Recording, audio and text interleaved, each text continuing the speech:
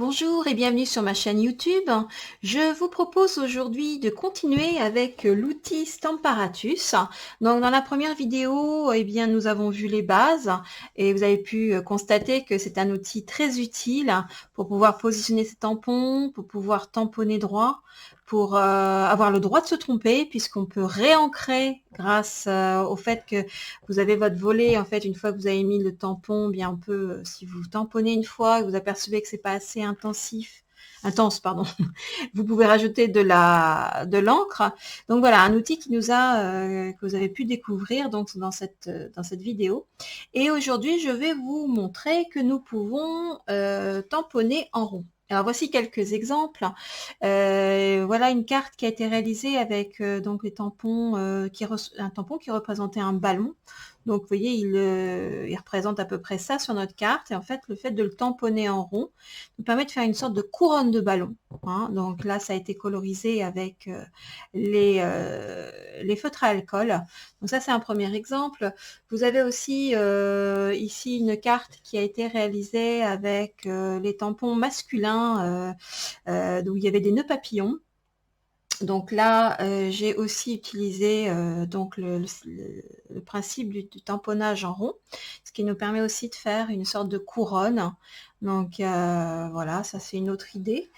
Une autre carte également, alors là vous pouvez remarquer que le motif est tout fin et il est, alors je vous le montre, il est en fait, si vous regardez sur le set de tampons, les amis sont comme des coquillages, c'est ce petit motif que vous voyez ici en fait, donc il est pas bien grand, hein, donc ce sont des tampons, on va le retrouver ici exactement, vous voyez, une petite algue en fait, hein. Et le fait de le tamponner en rond, vous voyez, ça se croise et du coup, ça donne cet aspect, voilà, un petit peu enchevêtré. Hein. Donc, vous allez voir qu'en fait, suivant le tampon que vous allez utiliser, vous allez obtenir des effets qui sont complètement différents. Et puis la carte que vous aviez déjà vue sur mon site, donc cette carte-là, en fait, c'est pareil, on est venu utiliser un tampon, je dirais qui ne paye pas de mine à la base, vous voyez, c'est ce petit tampon qui est ici, hein, qui représente une partie d'un hortensia, et qu'on est venu également tamponner en rond, hein, tout autour de notre papillon. Et vous voyez que ça donne quelque chose de très joli. Alors je vais vous expliquer un petit peu comment ça fonctionne. Donc, comme je vous le disais, pour pouvoir faire cette technique, il va nous falloir donc le Stamparatus. Mais pas que. En effet, il va nous falloir également un gabarit. Alors, voilà le gabarit. Alors, rassurez-vous, je vous l'ai mis donc sous la vidéo. Vous avez le lien pour aller le télécharger sur le site également. Donc, c'est un gabarit qui représente en fait différents carrés, hein, de différentes grandeurs. Ça va de 8 cm à 13 cm. Et vous allez voir qu'en fait, on va suivre la couleur de la dimension que vous aurez choisie. Hein, donc, à savoir que si vous coupez un carré de 8 cm par 8 cm, eh bien, ce sera donc le carré rouge que vous voyez, le premier qu'on voit ici, que l'on suivra. Hein, je vais vous expliquer comment ça marche. Alors, moi, j'ai ce gabarit, donc comme je vous le disais, vous pouvez le télécharger. Moi, personnellement, je l'ai plastifié pour qu'il ait un petit côté rigide et surtout que si je tamponne à côté, je ne sois pas obligée de le réimprimer à chaque fois. Donc ça, c'est une petite astuce que je vous donne. Donc, deuxième chose, donc on va attraper nos tampons. Donc, je vous rappelle, ils sont rangés derrière. J'ai mis un petit morceau de masking tape pour les attraper facilement. Donc, c'est ce que je vais faire là. Et on ne fait pas ça, bien sûr, ce que je viens de faire, savoir les faire claquer pour pas qu'ils se cassent. Donc, vous positionnez votre gabarit, hein, ici. Et puis, moi, j'ai décidé, en fait, de faire un carré de papier qui va mesurer 12 par 12. Donc, si je regarde ici, vous verrez sur le gabarit, tout est noté. Je vous ai mis les couleurs à côté. 12 par 12, donc c'est le trait bleu que nous allons donc suivre. Donc, j'ai coupé au massicot un carré de papier. Hein, voilà, tout simplement. Et si on regarde bien, donc je vais me positionner sur le carré qui fait 12 sur 12 sur mon gabarit. Donc, je m'assure que je sois bien dans les traits que j'ai choisis, à savoir le trait bleu. Et je vais donc bloquer avec mes aimants de chaque côté pour que ça ne bouge pas. Ensuite, vous allez choisir un motif, en fait, hein, un tampon. Alors aujourd'hui, j'ai choisi Painted Poppies. C'est un tampon qui est très joli. Ça représente donc des coquelicots. Et il y avait un petit moment que je ne l'avais pas travaillé, alors j'ai fait un petit essai et j'ai choisi donc cette forme-là, donc hein, la fleur en fait. Alors, suivant le motif que vous allez choisir, vous allez le positionner, puisque là, pour l'instant, on n'en est qu'au positionnement.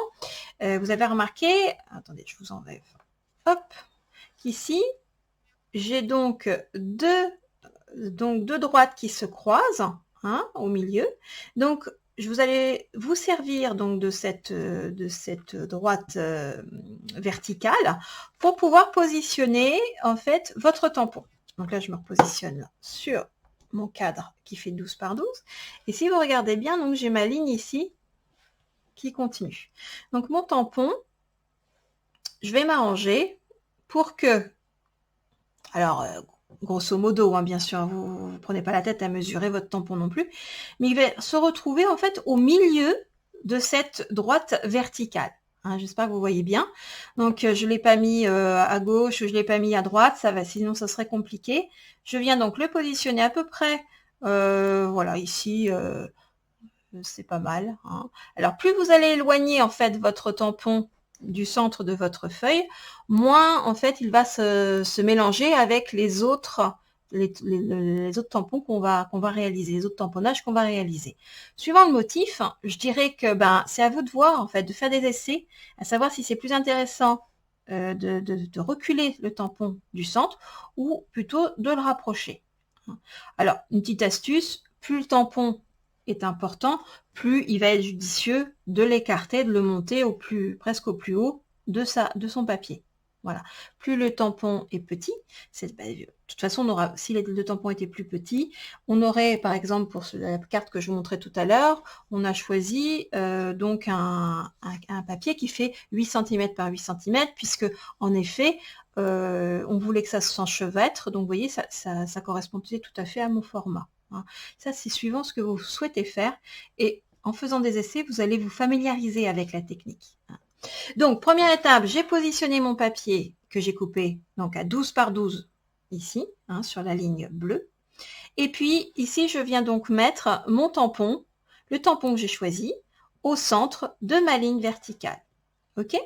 Alors, donc ici, j'estime que, voilà, je suis bien placée.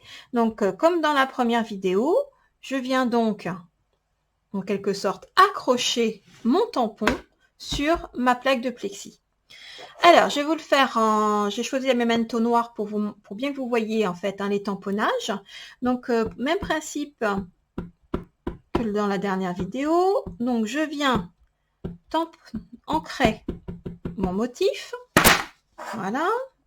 Et j'appuie uniquement à l'endroit où j'ai décidé, voilà, de faire mon tamponnage. Alors ça, c'est mon premier tamponnage. On ne touche surtout pas au tampon, il est parfaitement positionné. C'est le papier qui va donc bouger. Donc je vous rappelle que notre papier fait 12 par 12. Ici, je me suis positionnée donc voilà sur mon trait bleu. On va faire simplement un quart de tour et je vous ai fait la ligne bleue de sorte que votre papier se retrouve sur la pointe. On vient juste de faire un petit quart de tour. On n'oublie pas de remettre ses aimants. Voilà. Et on va réancrer donc notre tampon.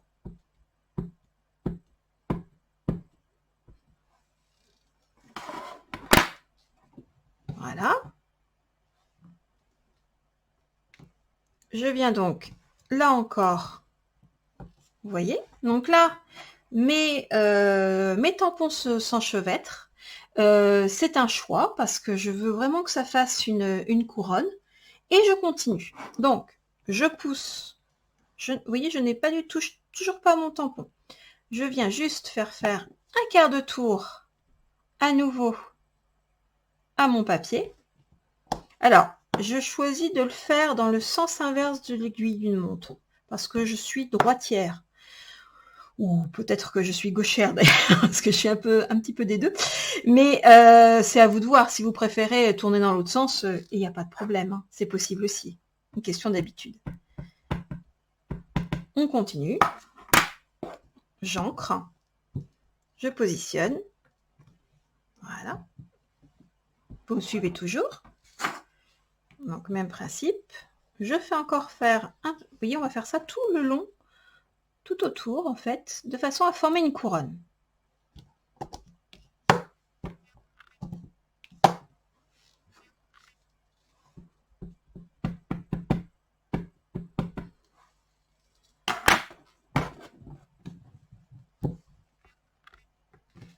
Voilà.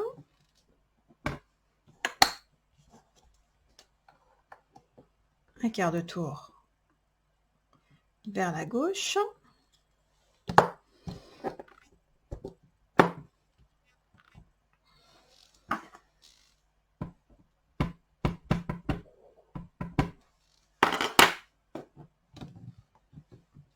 Vous voyez, je suis bien au milieu en fait hein, de ma ligne. Hein.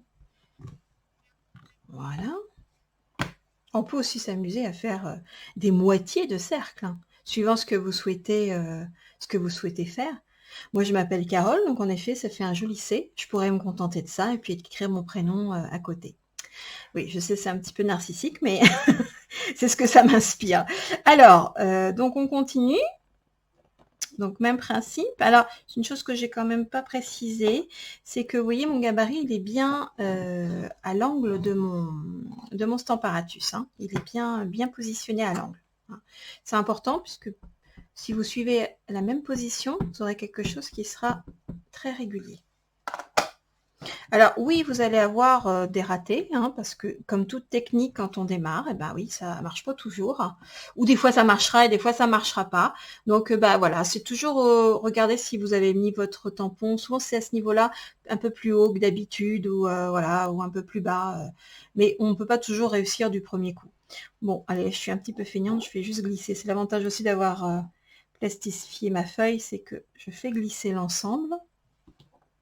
Je me repositionne toujours sur mon trait. Ça, c'est important. De toute façon, vous n'avez pas vraiment le choix puisque les traits sont dessinés ici à 1 cm les uns des autres. Allez. Voilà. Et enfin, le dernier, donc qui est sur la pointe. Hein. Donc, on vient se positionner bien comme il faut. Voilà.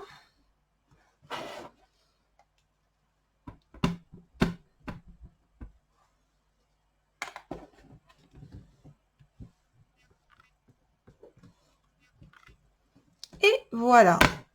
Et là, vous avez quelque chose qui est vraiment impeccable. J'adore. Honnêtement, j'adore.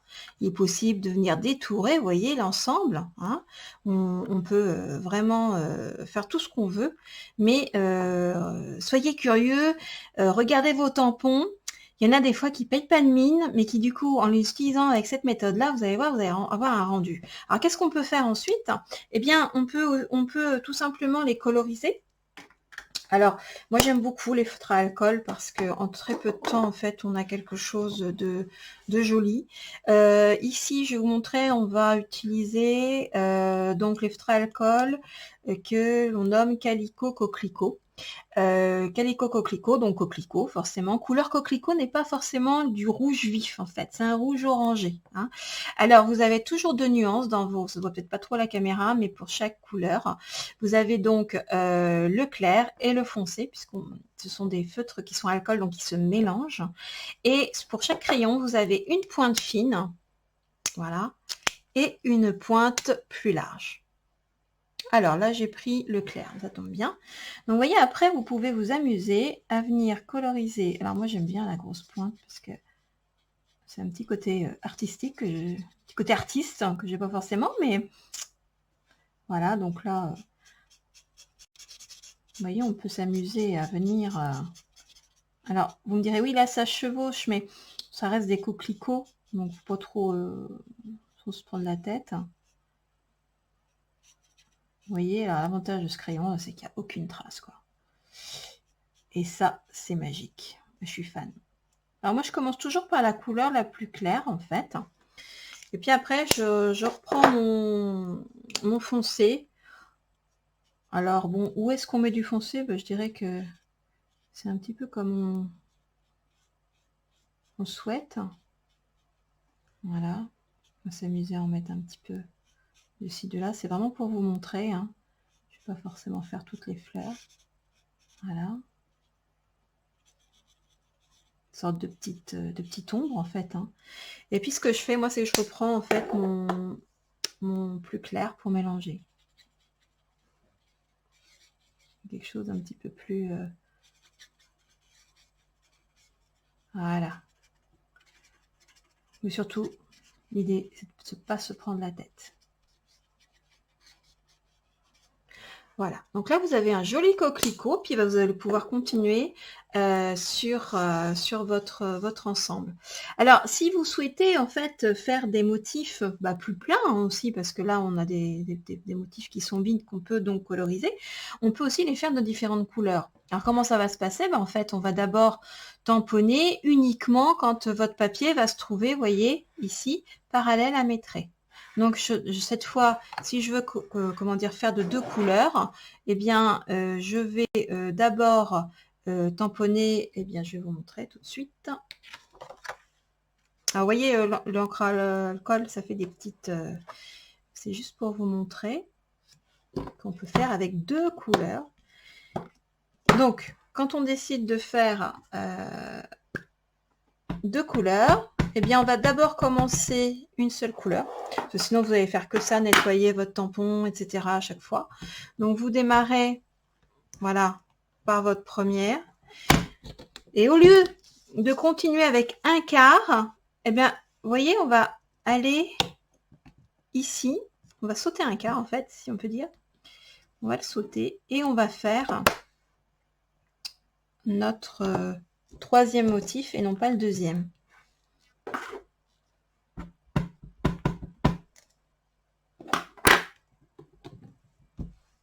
Voyez? Donc concrètement, on va faire 4 motifs. Hein, on va faire 4 motifs ici et ici. Et puis quand on va vouloir, on va nettoyer son tampon, on va changer de couleur, et ensuite on pourra faire ceux qui vont se retrouver sur la pointe. Voilà, avec une deuxième couleur. Donc voilà, je ne vous ai pas forcément montré l'ensemble, mais c'est facile à comprendre, c'est 1 sur 2. Et là, du coup, vous avez une couronne qui est faite avec 2 couleurs. Donc là, ici, je vous l'ai réalisé, je l'ai faite jusqu'au bout, pour vous montrer ce que ça peut donner. Alors, vous voyez, c'est très joli, hein. Enfin, recevoir une carte comme ça, c'est tellement lumineux, c'est plein de soleil. Et donc voilà, donc ici tous les coquelicots ont été colorisés avec les feutres à alcool, quelques des petits embellissements ici, donc des pois noirs que j'aime beaucoup parce que c'est assez neutre et puis ça souligne. Ici donc j'ai utilisé la tache qui est proposée sur le tampon. Hein, ce sont des motifs assez intéressants en fait, ces taches. Ça permet de pouvoir justement compléter de façon plus légère ce genre de motif. Et puis ici, un petit message. Voilà. Donc, vous voyez, on peut faire une carte très très simple et c'est une technique qui est super sympa à utiliser et j'ai hâte de voir ce que vous allez faire avec. En tout cas, vous avez vraiment plein de possibilités. Voilà, et sur des choses un petit peu plus poussées, on peut changer la couleur. Vous voyez, avec le feutre alcool, on peut s'amuser, etc., etc. Voilà, donc c'est quelque chose qui est facile à réaliser, vraiment facile à réaliser. Hein, vous voyez, donc on peut aussi choisir de ne pas les coloriser parce que déjà la carte est bien chargée. Donc c'est vraiment vous qui décidez en fait. Hein. Voilà, mais j'espère que cette technique vous a plu. Donc je vous le rappelle, vous pouvez cliquer sur le lien en dessous de la vidéo pour pouvoir acquérir donc le gabarit qui est indispensable hein, pour cette technique. Et puis, écoutez, envoyez-moi vos cartes, quoi, vos essais de tamponnage en rond. Voilà, je vous souhaite une belle journée et à très bientôt.